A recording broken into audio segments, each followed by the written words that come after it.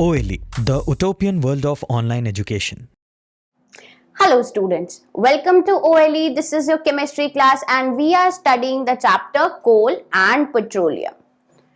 So now in this chapter we will study about the coal and petroleum, and before starting this let us just quickly revise that in the previous chapter we have studied the synthetic fibers, right? We have studied about the synthetic fibers, we have studied about the plastics. So let us just recall that what are the natural materials and what are the man-made materials. So the natural materials can include the wood, the rubber, silk, leather, metal, nylon and fur, whereas the man-made materials can include paper, balloon, clothes, belt, spoon, net and sweater.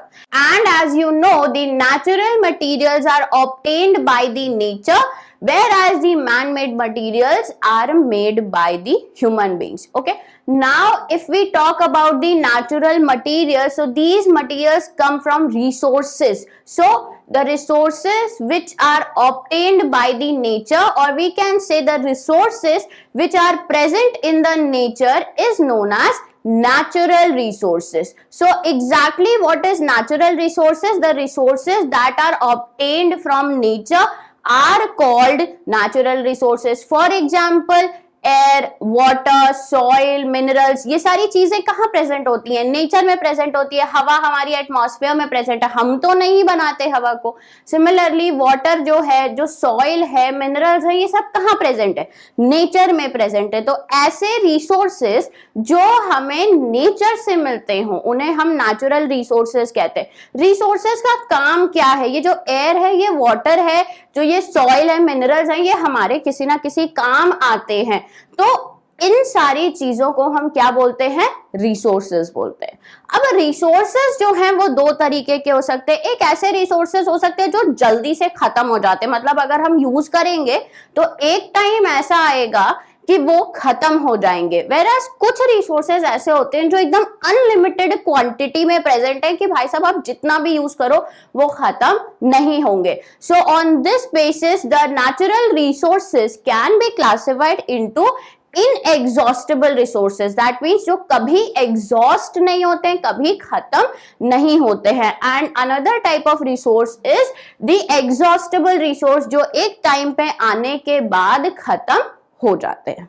Okay, so inexhaustible resources क्या होते हैं? The resources that are present in unlimited quantity. Nature में ये present है, और कैसे present है? एकदम अनलिमिटेड क्वांटिटी में प्रेजेंट है। ऐसा नहीं है कि जैसे कुछ लिमिटेड क्वांटिटी में प्रेजेंट हो या फिर जो है ये एक टाइम के बाद खत्म हो जाए। फॉर एग्जाम्पल कि हमारी सनलाइट हो गई, विंड हो गई, एयर हो गया, ये सारी चीजें जो हैं ये अनलिमिटेड क्वांटिटी में प्रेजेंट है। ह्यूमन एक्टिविटीज के थ्रू चाहे हम जितना भी इनका इस्तेमाल करें ये कभी खत्म नहीं होंगे। तो ऐसे रिसोर्सेज को हम क्या कहते हैं?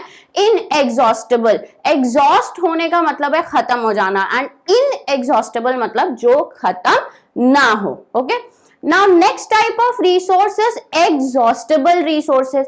Exhaustible resources क्या होते हैं? नाम से समझ में आ रहा है कि ये एग्जॉस्ट हो जाते हैं। एग्जॉस्ट मतलब कि खत्म हो जाते हैं।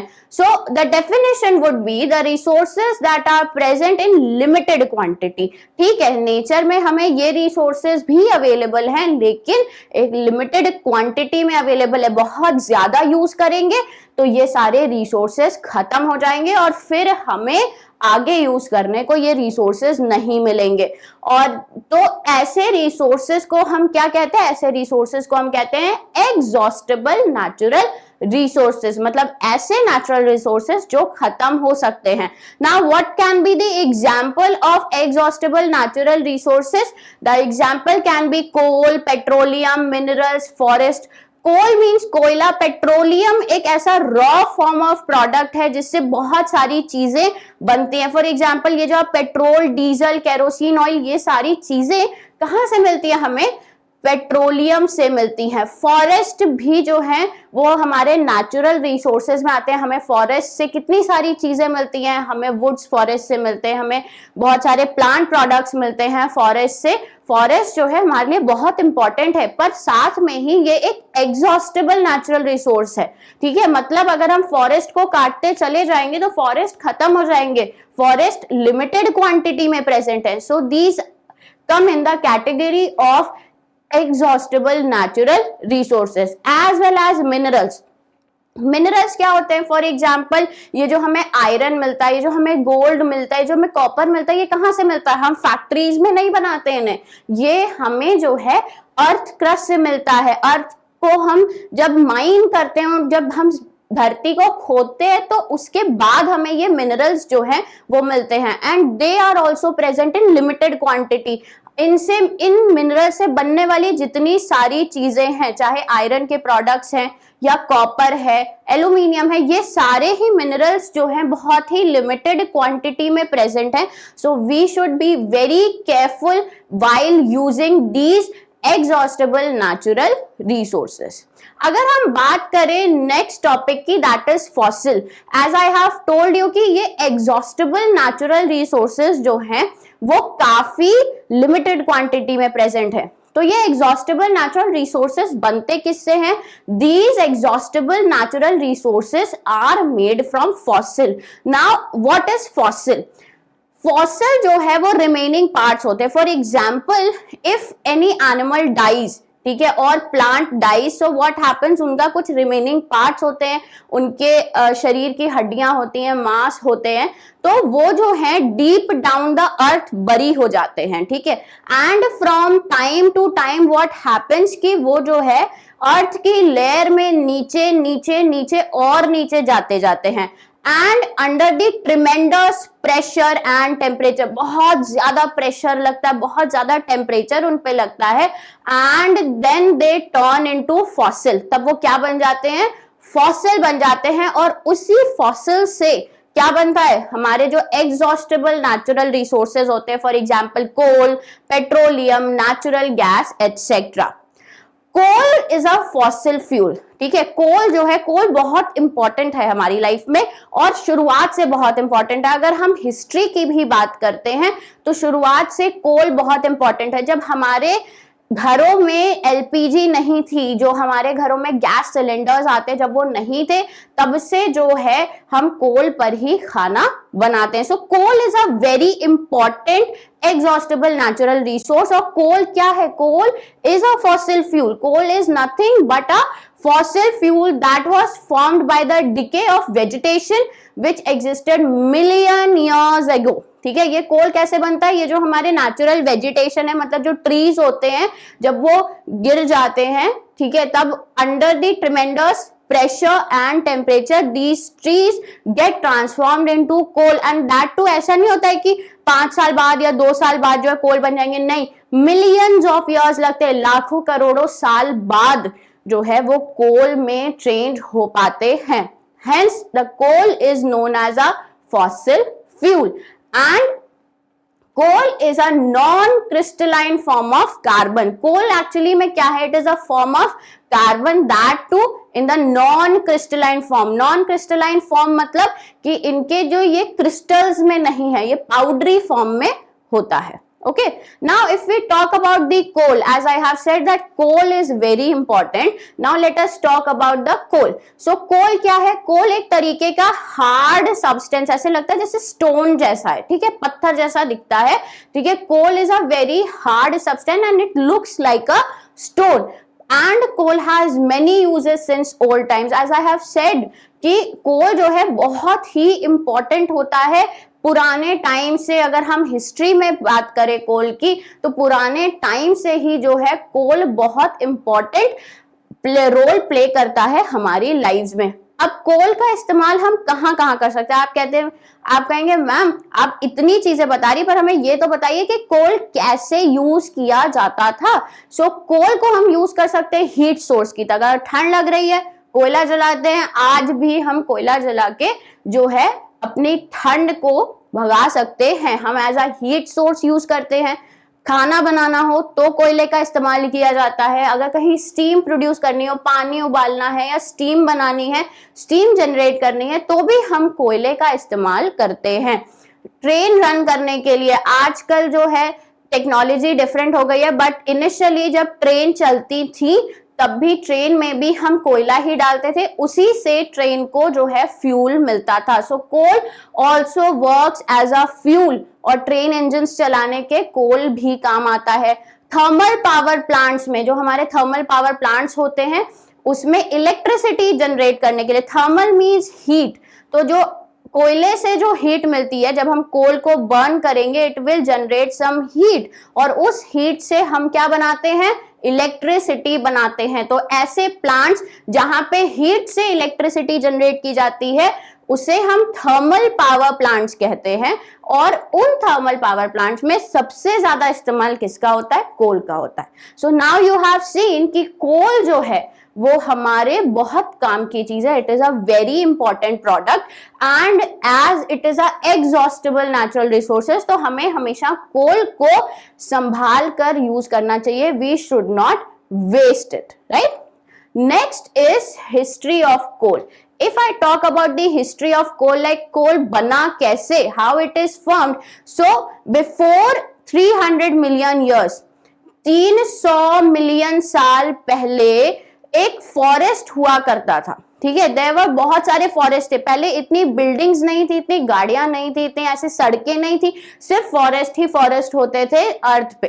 And because some natural disasters have come, और बिकॉज की नेचुरल डिजास्टर्स की वजह से जो है, जैसे कि फ्लड्स, अर्थक्वेक, इन तरीके की नेचुरल डिजास्टर्स की वजह से क्या हुआ, सारे फॉरेस्ट बिल्कुल डिस्ट्रॉय हो गए, and they got buried inside the earth, earth के अंदर चले गए because of the natural disasters. And धीरे धीरे क्या हुआ, सॉइल पर सॉइल की लेयर चढ़ती चली गई। व्हाट हैपेंस कि एक सॉइल की लेयर आई, फिर कुछ टाइम बाद दूसरे सॉइल की लेयर, फिर कुछ टाइम बाद तीसरे सॉइल की लेयर, तो उससे क्या हुआ, वो अर्थ में नीचे नीचे नीचे और नीचे जाने लगे, ठीक है।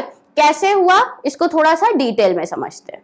फॉर एग्जाम्पल, जो हमारे छोटे छोटे पीसेस हैं, सपोज ये जो गोल बीड्स आपको दिख रहे हैं, suppose these are plants and animals, right? Dead and decaying plants and animals जो मर चुके हैं.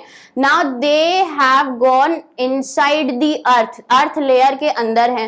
Eventually जब बहुत सारे साल बीतने लगे, धीरे धीरे क्या हुआ, इन पर सॉइल की लेयर आने लग गई.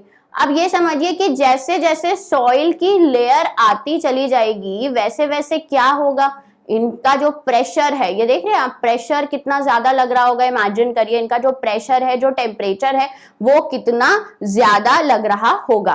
और इसकी वजह से, इस प्रेशर और टेम्परेचर की वजह से around after millions of year, मतलब लाखों करोड़ों साल बाद, मिलियंस ऑफ ईयर्स, ठीक है, लाखों करोड़ों साल बाद क्या होता है कि ये जो डेड एंड डीकेइंग मैटर होता है ना, प्लांट और एनिमल के जो रिमेन्स होते हैं, these get transformed into coal and petroleum. Okay, ये सब जो है, इन्हीं को हम कहते हैं फॉसिल फ्यूल, क्योंकि यही फॉसिल्स होते हैं, इन्हीं से जो कोल पेट्रोलियम बनता है. That is why coal and petroleum are known as fossil fuel, right.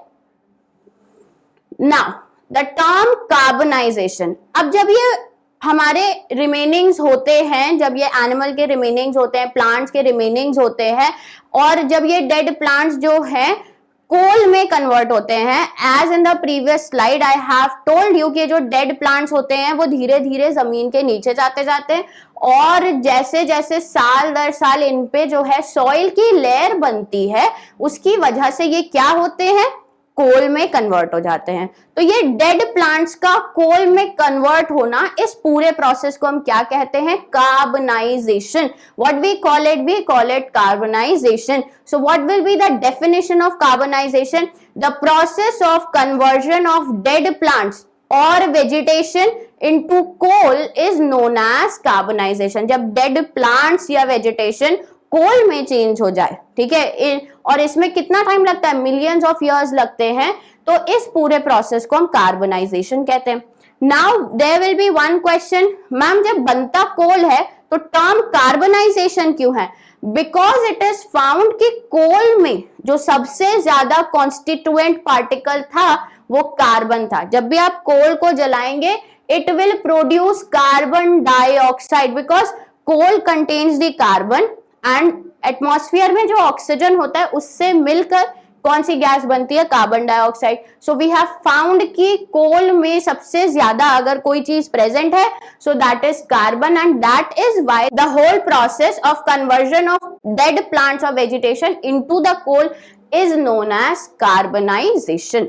So in this session we have discussed that what are natural resources, we have discussed the types of natural resources, that is inexhaustible and exhaustible. Inexhaustible resources are those resources which cannot be exhausted or human activity से वो खत्म नहीं होते हैं, where as exhaustible resources वो होते हैं जो जल्दी से एग्जॉस्ट हो जाते हैं. अगर हम उसे कॉन्टिन्यूसली यूज करते रहेंगे तो एक टाइम ऐसा होगा कि ये रिसोर्सेज खत्म हो जाएंगे. एग्जॉस्टेबल रिसोर्सेज जो होते हैं वो जनरली फॉसिल फ्यूल्स कहलाते हैं या फॉसिल से बने होते हैं. फॉसिल क्या होते हैं, जो डेड एनिमल्स और डेड प्लांट्स के रिमेनिंग मैटर्स होते हैं वो फॉसिल होते हैं, and over the million years under tremendous heat and pressure they convert into the fossil fuels that are known as coal and petroleum. Okay, coal is majorly made from the dead plants remaining. Okay, जो dead plants होते हैं उनके जो remaining parts होते हैं वो ही coal में convert होते हैं, and this process of conversion of dead plants and vegetation into coal is known as carbonization. Why it is known as carbonization? Because we have found that the major constituent part of coal is the carbon, and whenever we burn the coal it will produce the gas carbon dioxide. This was all about today's session. In the next session we will discuss the products that are made from coal and petroleum. So till then, stay tuned and take care. Bye bye.